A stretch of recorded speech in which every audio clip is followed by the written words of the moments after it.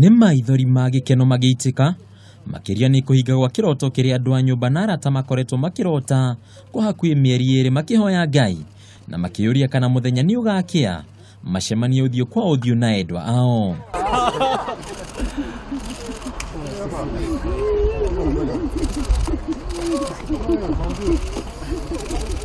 Na nĩgũkorwo gweterera ti kũinaina mwĩhoko wao wakinyanĩra.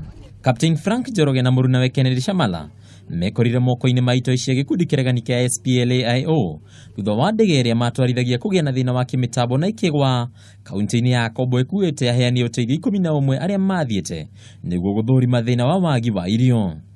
The government of the Republic of Kenya deplores what is clearly an unfriendly and inhuman response by SPLAIO to what was an unfortunate accident, because we know accidents occur.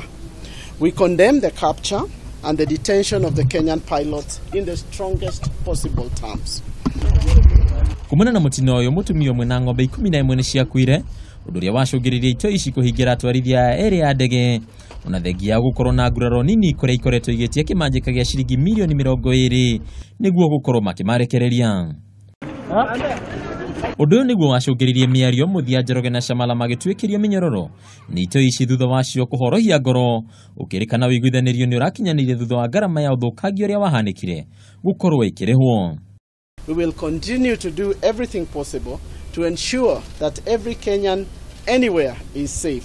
We therefore encourage all Kenyan nationals living abroad to register as a matter of priority with the nearest Kenyan embassy or mission. First, would like to thank the Almighty God for bringing back the pilots back home safely, and again would like to thank the government, especially the Ministry of Foreign Affairs, for the good coordination that they did in bringing the pilots back home.